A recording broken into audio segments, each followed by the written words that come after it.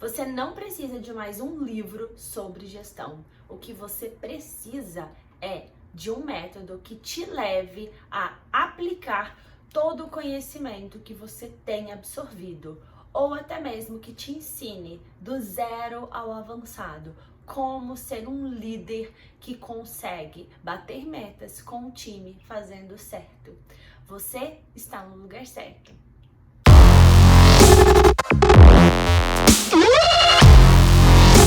Eu sou Ana Carolina, sua consultora executiva, e estou aqui para te ajudar cada dia a aprender um pouco mais sobre o poder de um gestor que gera resultado por meio da gestão. O que eu quero te dizer hoje é que todos os livros de gestão não vão fazer por você o que coisas simples farão. Nós vamos andar juntos para que você aprenda a fazer cada dia uma coisa. O mais importante é que você entenda quais são os pilares essenciais para que você consiga estruturar o seu time e gerar resultado consistente. E quando eu falo de consistência, eu falo da base do sistema de gestão. Antes de você falar sobre bater metas, resolver problemas, a primeira coisa que você tem que saber entregar é todo dia entregar um resultado estável. Mas o que é isso? Um resultado estável é todo dia você olhar para o seu sistema e falar: hoje o meu fluxo, o meu processo teve um resultado nota 98. E todo dia você saber que o seu processo vai te entregar a mesma nota, com apenas uma margem de controle para mais e para menos. Esse é o primeiro desafio de todo gestor. Por que a sua equipe não entrega o mesmo resultado com a mesma consistência? E o que é isso? Eu quero que você me conte nos comentários qual a sua área, de que área você é responsável, que eu vou comentar exemplos reais da sua área. Mas eu vou trazer uma área comum para que você entenda. Por que a sua equipe de vendas, ou a equipe de vendas, por exemplo, ela não consegue todo dia fazer 5 vendas? Pense você. Você pode falar sobre várias causas, mas a verdadeira causa é que a sua equipe, ela é capaz de fazer 5 vendas por dia, mas ela não é estável. E é exatamente isso que te atrapalha. Um sistema, ele precisa ser capaz e estável. E um exemplo disso é o Cristiano Ronaldo, o Messi. Eles são capazes e estáveis. 100% dos pênaltis que eles batem, eles acertam? Não. Mas eles têm uma margem de acerto. Eles têm um número de acerto com uma margem para mais e para menos. Então, 95% dos pênaltis que eles cobram, eles fazem gol. Isso quer dizer que uma vez ou outra na Copa eles podem sim perder um gol? Sim, tá dentro da margem de 5% que eles trabalham, ou tá dentro do valor de erro. Eu atendo 2%, eles já não fazem gol, eu já sei, eles acertam 98%. Mas eu vou escolher o meu profissional e prefiro que ele faça essa oscilação ou que ele de fato entregue neste jogo o risco de 2% de erro, mas eu sei que ele é capaz em 98% das vezes de marcar um gol. Então eu vou sempre escolhê-lo para bater o pênalti. Na sua equipe, você sabe qual é, primeiro, a capacidade do seu time? Hoje, se você olhar para a sua equipe, qual a capacidade de processar um pedido, uma solicitação, um protocolo, uma análise? Quantos dias cada pessoa demora? A equipe, ela tem uma capacidade instalada de qual número? Esse é o pilar de um líder. Se você precisa entregar um resultado, você precisa saber se a equipe que você tem, ela é capaz de entregar aquele volume, aquele resultado. Um exemplo, se você tem uma equipe comercial e você precisa entregar uma venda por dia, você sabe que você tem que fazer no mínimo 20 ligações. A sua equipe é capaz de fazer 20 ligações? Se ela fizer as 20 ligações, ela converterá uma venda ao final do dia. Se ela tiver um procedimento, um padrão que é replicável. Por quê? Se eu tenho um processo capaz e estável, ele também é escalonável. Eu simplesmente posso colocar mais pessoas ali para replicar o que eu já faço com a minha equipe. Mas o seu problema é que hoje você não sabe qual a capacidade da sua equipe e depois disso você não sabe como manter a estabilidade do seu processo. O que isso quer dizer? A estabilidade é a certeza de que hoje a pessoa entrega 20 ligações, amanhã ela entrega 20, depois ela entrega 20, depois ela entrega 20. Ela é capaz de fazer as 20 ligações e ela também faz as 20 ligações, porque são coisas diferentes. Porque não adianta no final do dia a sua equipe voltar para você e falar: olha, eu não liguei para as 20 pessoas por causa disso, disso, disso, disso e disso. Você sabe que ela é capaz, mas ela é instável. Você não pode confiar naquela pessoa. Você não pode confiar que o resultado do dia ou da semana será entregue. Por quê? Porque a sua equipe ela é instável. Então, o que isso causa no seu processo? Causa uma incerteza, causa uma instabilidade. É a mesma coisa quando eu trabalhava na indústria, na consultoria, um processo de indústria. A gente tinha que entregar X mil abates por dia. A minha indústria era capaz e o meu processo era estável. Tinha dias que aconteciam problemas e que atrapalhavam o fluxo do processo? Sim, mas se eu fizesse uma hora extra, se eu fizesse algo a mais, eu era capaz de entregar isso. Se eu fizesse um esforço adicional no próximo turno, eu recuperaria isso. Por quê? Porque eu conheço a capacidade instalada, eu conheço a capacidade da equipe e eu conheço a estabilidade do meu processo. Neste caso, o que se faz? Você tem uma linha de variação, então eu sei que todo dia eu entrego, vamos supor que 20 ligações, todo dia. Tem dia que ela pode fazer 22 e outro dia ela faz 18. Eu tenho uma variação. Mas o que acontece? Quando você tem um processo capaz e estável, você vai trabalhar para que você reduza esses limites superior e inferior. E por isso que é uma das minhas especializações, que é o Lean e Six Sigma. Quando você trabalha em um processo que ele está no nível Six Sigma, quer dizer que eu reduzo o máximo possível desses limites. Então, o ideal é que a sua equipe, ela não tenha essa oscilação. Hoje ela faz 22, amanhã ela faz 18, no outro dia ela faz 25, no outro dia ela faz 17. Cada dia você ajusta esses limites. Mas isso só é possível depois que você tornar a sua equipe capaz. Explicar desses conceitos, o que é o desafio para você? O desafio para você é basicamente um só: tornar a sua equipe capaz e estável. Porque o que acontece que é o maior erro das organizações? Você tem uma meta, certo? Mas a sua meta, ele é um indicador que precisa de melhoria. Dificilmente você vai me dizer que você tem um indicador que é um item de controle. Qual a diferença? Quando eu tenho um item de controle, quer dizer que eu já tenho um processo capaz e estável.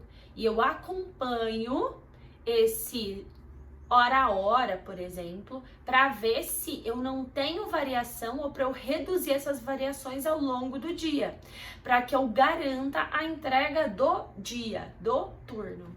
Por exemplo, Se você trabalha na área de utilidades, você é gerente de utilidades, já atuei como consultora também em uma mega indústria com uma equipe de uns 25 engenheiros. E a gente tinha reunião todos os dias para olhar os indicadores que são itens de controle. Por quê? O item de controle, ele é exatamente o que afeta o meu resultado do mês.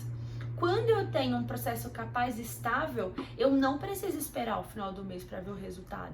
A cada turno, a cada dia, eu consigo ver se eu fui capaz de entregar o meu resultado e o quanto eu tenho que fazer a mais ou ajustar a menos ali nos próximos dias para eu entregar dentro do desafio, tá?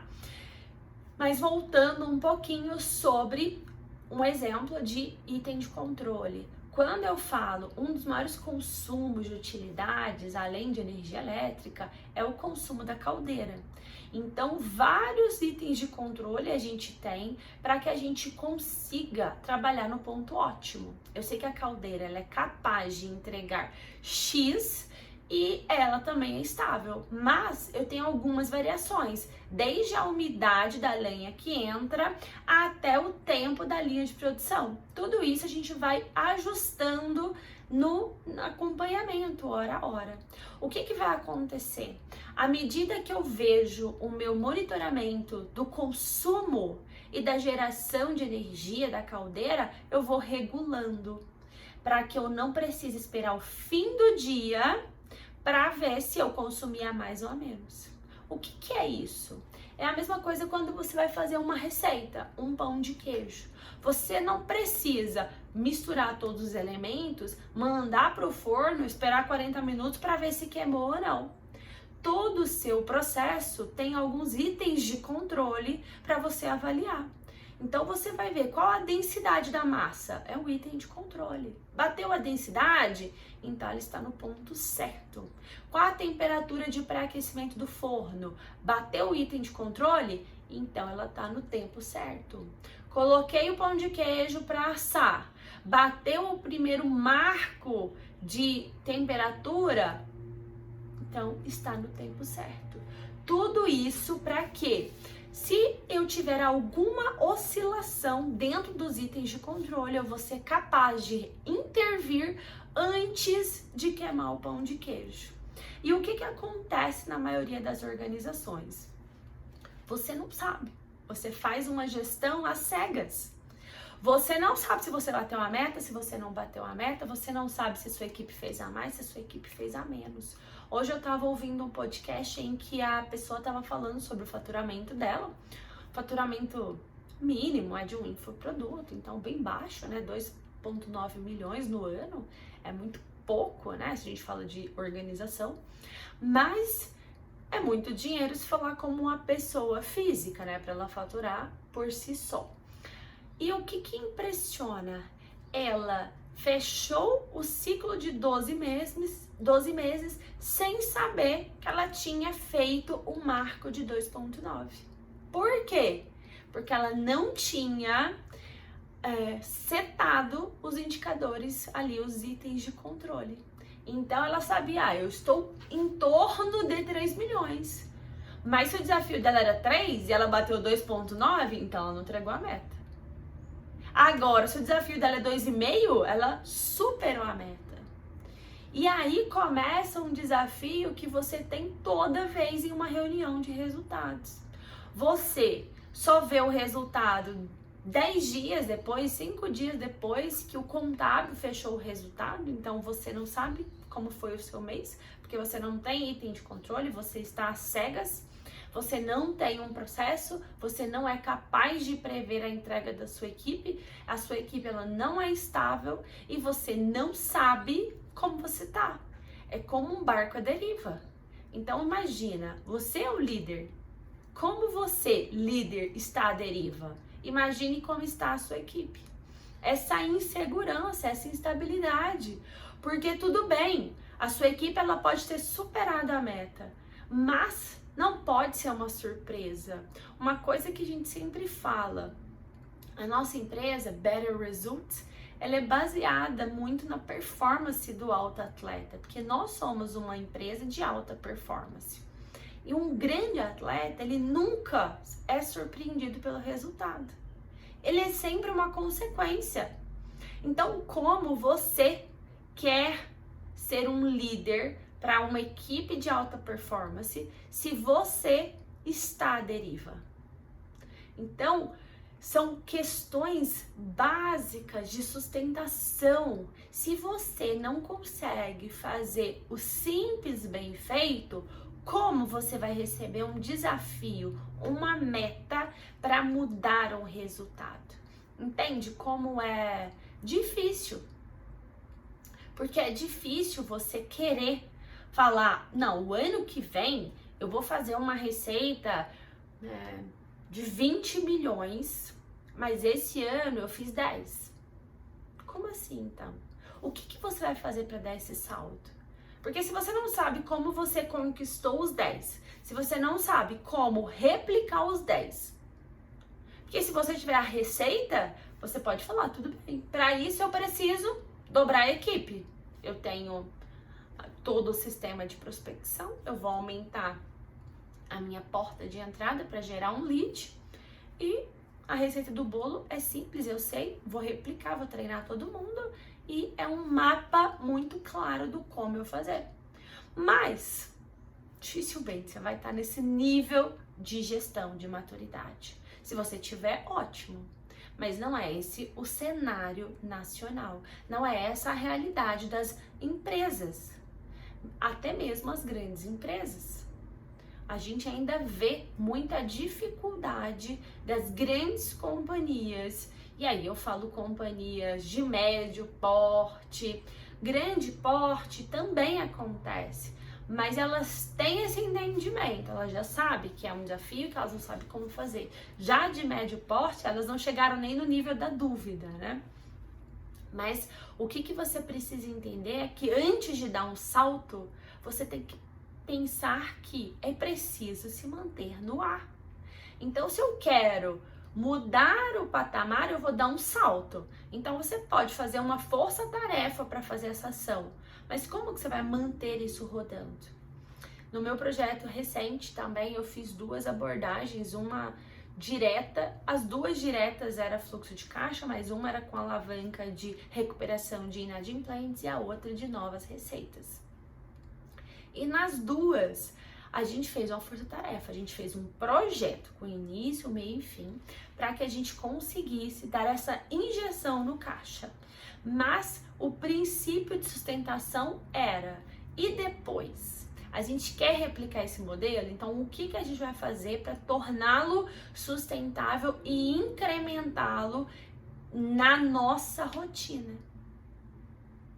E isso é simples de fazer, desde que você tenha um método. E o que a gente fez? Eu conduzia diretamente todas as reuniões e negociações de alto custo para recuperação de inadimplentes, porque a gente tinha um alto valor, né, de recuperação, concentrados em poucas empresas inadimplentes. E a gente formou um pool de força-tarefa com uma equipe que a gente já tinha para uma venda ativa de um produto que a gente fez um projeto de divulgação. Quando passou o ciclo dos projetos, a parte de inadimplência foi inserida na rotina da equipe que já estava me acompanhando e a parte de venda ativa foi incorporada por uma outra área que eu tinha feito um trabalho de produtividade. Eu reduzi atividades e depois realoquei essa nova atividade. Mas por que isso é possível? Primeiro, porque eu tenho uma visão sistêmica, que eu consigo interligar todas as alavancas do negócio em prol do meu EBITDA. E segundo, porque eu tenho um método. Eu só consigo gerar uma nova demanda se eu tirar uma demanda. Então, tudo isso que a gente está falando é ótimo para o seu negócio, para a sua empresa, para a sua equipe. Seria excelente se você conseguisse sair daqui hoje e colocar isso em prática. Mas você tem um dificultador. Hoje você trabalha em prol de urgências. E por isso você não consegue parar e organizar o seu processo para avaliar qual a capacidade da minha equipe. Só este trabalho você vai ter uma surpresa. Eu adoro fazer análise de estruturas e pessoal, é uma das minhas especialidades também. E o gestor sempre se surpreende, sempre. Por quê? Porque contra fatos e dados não há argumentos. E muitos gestores, ele tem uma percepção. Quem é a pessoa mais produtiva? Quem é a pessoa mais efetiva? Então, se a gente fala de uma equipe comercial, você pode até ver que uma pessoa fez 50 ligações. Mas qual que é o conversor dela? Das 50, ela tá convertendo quanto? 1? Então, é melhor a pessoa que liga para 20 e converte 1. Então, eu preciso pegar esse case, olhar o que ela tá fazendo, qual é o script que ela tá usando e replicar. Por quê? A minha equipe, olha só como é interessante. Eu tenho alguém que ela tem uma capacidade de 50 ligações e a outra tem uma capacidade de 20.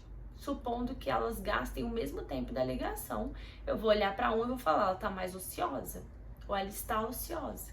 Mas quando eu olho o indicador, porque o indicador ele me traz um parâmetro. Então eu tenho um resultado, não é um número frio, é o número de vendas por número de ligações, de abordagem.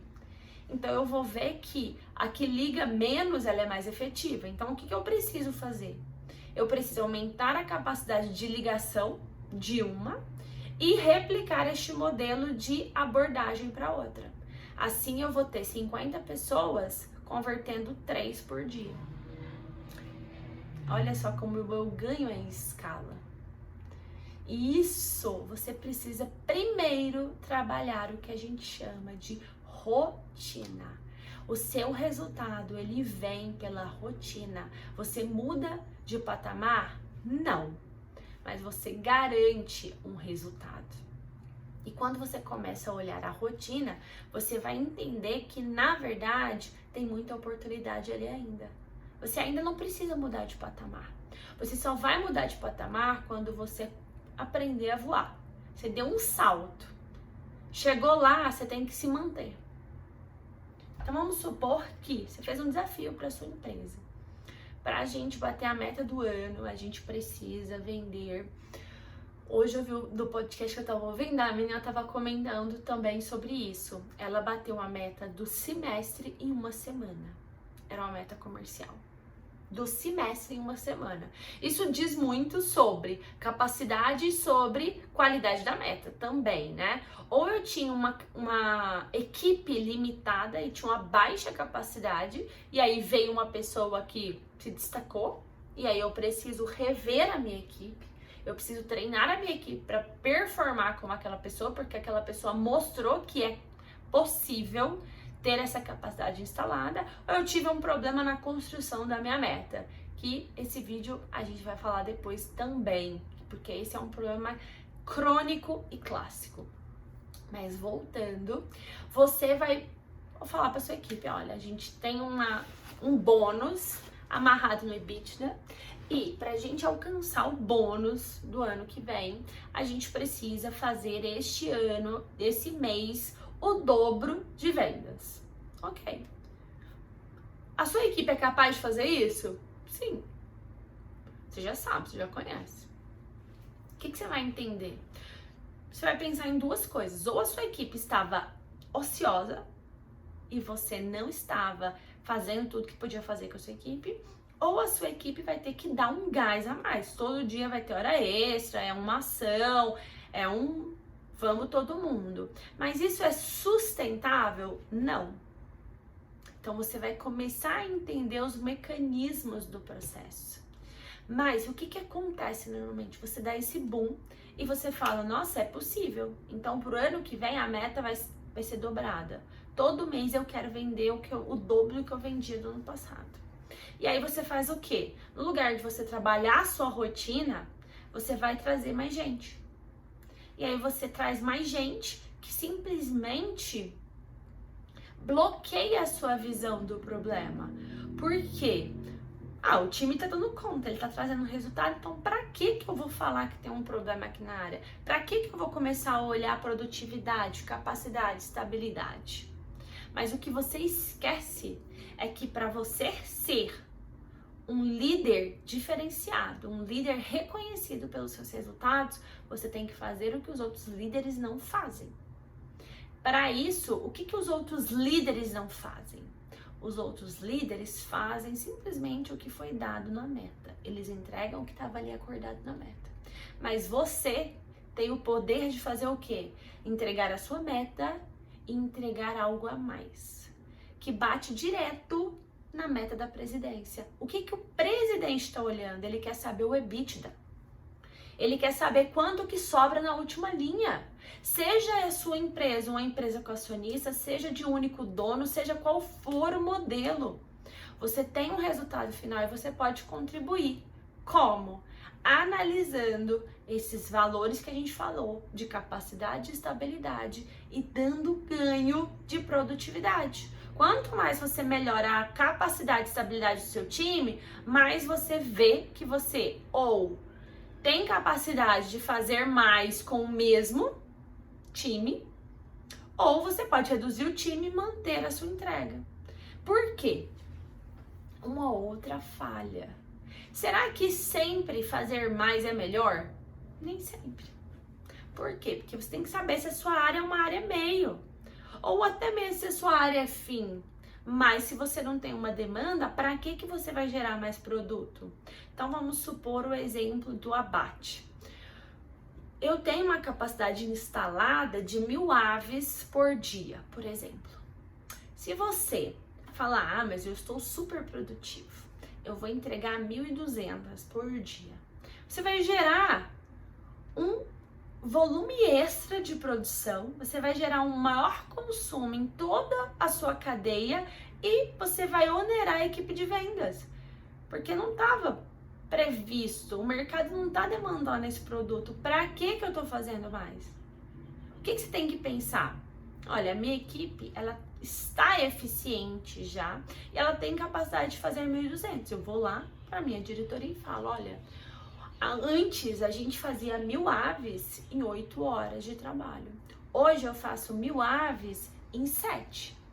Então, se vocês precisarem aumentar a produção, eu tenho uma capacidade que hoje está ociosa, que eu tenho usado para treinar a minha equipe e aprimorar cada vez mais a capacidade e estabilidade do processo. Vê só como a chave vira? Mas para isso você precisa fazer o que a gente tem discutido aqui nos outros vídeos, o que a gente tem te enviado por e-mail. Você precisa sair desse funil que você está, desse canal que você está. Tem um conceito que é muito interessante da economia comportamental, que é o meu MBA, que fala sobre a escassez. O que acontece? Quando você está em escassez, então hoje você, líder, vive em uma escassez de tempo. O que acontece? As suas decisões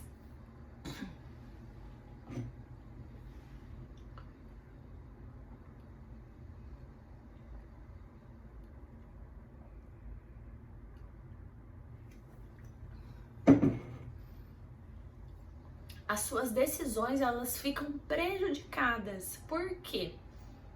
Você não consegue pensar para além daquele modelo. Então, se eu falar para você assim, olha, gestor, se você me contratar hoje, você vai ganhar 20 milhões de receita. Mas para isso, você vai precisar me acompanhar. O que você vai falar? Ana, não posso. Por quê? Eu não tenho tempo para te acompanhar. Então, você acaba que você começa a fazer decisões que, se você for fazer um processo decisório estruturado, ela é incoerente essa decisão. Mas por você estar em uma escassez de tempo, para você é óbvio. E esse é um exemplo esdrúxulo, mas ele é comum, tá? Muitas vezes as empresas não contratam uma consultoria porque ela não vai conseguir acompanhar e absorver o conhecimento. Mas vou te dar um exemplo mais palpável. Por que você não consegue estar no ambiente certo, junto com a presidência, em uma reunião do conselho, em um comitê, que você vai ser visto, que você vai poder contribuir, que você vai ser percebido como alguém que gera valor. Porque você hoje não tem tempo. Então, quando alguém te convida, gestora, eu preciso de alguém com o seu perfil para o nosso comitê de projetos. E você vai falar, não posso. A minha área não me deixa tempo para trabalhar, nem para participar de um projeto desse. O que você vai fazer? Você vai desperdiçar a sua oportunidade. Então, tudo isso que a gente conversou hoje é uma oportunidade para você ter uma gerência, uma liderança leve, tranquila, que roda suave. Sabe aquele carro? Eu não gosto de dirigir, mas eu adoro carro. Então, quando eu entro no carro, eu falo, gente, eu fico impressionado. Parece que eu não tô ouvindo nada no carro. É aquela perfeita, aquele paraíso, sabe? E aí, quando você vai para outro carro, aquele carro que você escuta, seja o vento, seja a instabilidade do carro, seja o jeito de passar a marcha, tudo aquilo são ruídos. Hoje, a sua gerência, ela pode estar assim. Você hoje tem muito ruído. Toda hora você é interrompido, toda hora tem uma urgência, toda hora tem alguém pedindo as contas, toda hora você tem que contratar alguém novo, toda hora você tem que dar um feedback, toda hora você tem que atender algo que é urgente, responder o e-mail que é uma emergência. E esses ruídos não te deixam mudar de patamar. Oportunidade, ela tá aí, na porta. Eu falo que o dinheiro, ele tá na mão. E quando a gente fala de um negócio, de uma liderança, eu, desde o meu primeiro contato com um emprego, acho que a primeira lição que eu aprendi, que eu levo para sempre, que é uma das lições do pai da gestão, que é o fundador do sistema modelo Toyota de gestão, ele fala que aprenda a pagar o seu salário. Isso foi o maior aprendizado, só que quando eu aprendi no trainee, nos foi ensinado de outra forma. Pague o seu salário do ano em uma ação. Então eu peguei esse mindset para mim. Mas o que acontece com você? Você não consegue pensar. Você não consegue ver as oportunidades. Tudo para você é mais um ruído, porque você está em um sistema de escassez. Então tudo é ruído demais. Sabe quando você tá naquele parquinho das crianças? Você não aguenta mais ver menino gritando? Você quer falar, pelo amor de Deus, vamos para casa. Não aguento mais essa praça de alimentação também, que é aquele furdunço, aquele incômodo, aquele ruído. É assim na sua liderança. É assim na sua área. Você vive em um constante ruído. E um líder, ele precisa trabalhar os pilares de sustentação, os pilares que geram resultado. Para isso, ele precisa de um recurso escasso, que é a saber resolver um problema, do simples ao complexo. Para isso, ele precisa de tempo, nem que seja 30 minutos todo dia. Olhar para a equipe, olhar para a capacidade, olhar para a estabilidade, saber, ser intencional. O que eu faço com isso? Qual é a oportunidade que eu vou ter mostrando este ganho? O que a diretoria está olhando? Quais os focos da diretoria? Qual o planejamento estratégico? Qual a alavanca que eu contribuo? A minha área é relevante? Porque são coisas que é impressionante, mas muitas vezes o gestor é pego no susto. Olha, foi ótimo ter você com a gente, mas a gente vai desligar toda a sua área por uma reestruturação. Como assim? Você não viu o que estava acontecendo na empresa? Acontece? Esse ano eu tirei uma dúvida de uma amiga que ela falou um cenário que era uma fusão que aconteceu entre duas companhias, e porque eu tenho uma experiência em pessoal, toda a estrutura de pessoal, ela tirou uma dúvida comigo: Ana, qual seria o ideal para ser trabalhado assim, assim, assim? Eu falei, olha, os passos e etapas são normalmente esses, mas pelo tempo e pelos movimentos que você tem compartilhado aqui, eu acredito que a presidência já está executando esse plano de ação. Na outra semana ela me mandou uma mensagem, ela falou, Ana, Tudo que você falou do passo a passo estava acontecendo, a gente não viu, e essa semana começaram os desligamentos. Por que essas coisas acontecem? Porque você está em um modelo de escassez, você é pego no susto.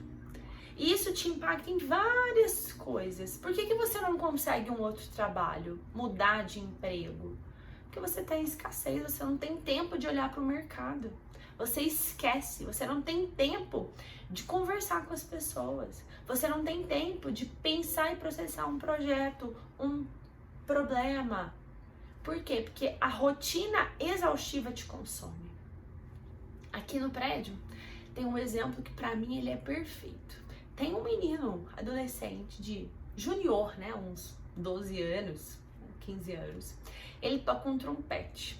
Ele deve estar aí no primeiro mês dele tocando trompete. Ele é a prova de que o esforço e uma rotina sem foco e sem método é um desperdício. Todo dia ele toca, e ele toca algumas horas. O porteiro já não aguenta mais. Mas ele não tem um método, ele não tem as notas. É um esforço aleatório, não é uma sequência dada por um professor. Ele não tem harmonia nas notas que ele tenta processar. É muito esforço disperso. E assim é também a sua área. É um esforço constante. Você olha para todo mundo, está todo mundo ocupado, mas você não vê um resultado efetivo. Você não vê uma capacidade, uma alta performance. Você não vê uma inovação. Você não vê um resultado diferenciado. Você ainda passa sufoco para entregar o mínimo. E isso é o que te sufoca. É isso que te impede de mudar de patamar. É isso que diferencia um líder que gera resultado dos demais líderes. Por isso, eu te convido a acessar o nosso e-book gratuito para você entender. São 5 tipos de liderança. 1 gera resultado. Você pode escolher se tornar esse líder. Para isso, eu vou te acompanhar nessa jornada de transformação. E eu estou aqui para compartilhar com você gratuitamente o conhecimento mínimo necessário para que a gente comece um 2023 mais produtivo, com um peso menor, que você tenha esse conforto, essa tranquilidade para fazer diferença e ainda assim ter qualidade de vida, ter tempo e ver o resultado sustentável da sua equipe. Então, aqui nos comentários, na descrição do vídeo, tem o nosso e-book e o nosso link. Você também vai receber as nossas dicas de gestão, para que você veja de forma prática como aplicar e como mudar os seus resultados. E não esquece de comentar aqui para mim, qual é a sua área, que eu quero dar um exemplo para você, para ficar mais tangível. E se você tiver alguma dúvida ou algum assunto que você quer que seja o foco do próximo vídeo, me manda uma mensagem aqui ou no meu direct do Instagram, o @ é o mesmo. E não deixa de compartilhar com outro gestor que também está na mesma situação que a sua e que precisa gerar esse resultado que é capaz e estável. Compartilhe esse vídeo e se inscreva no canal. Toda semana tem um vídeo novo para você. Obrigada e até mais!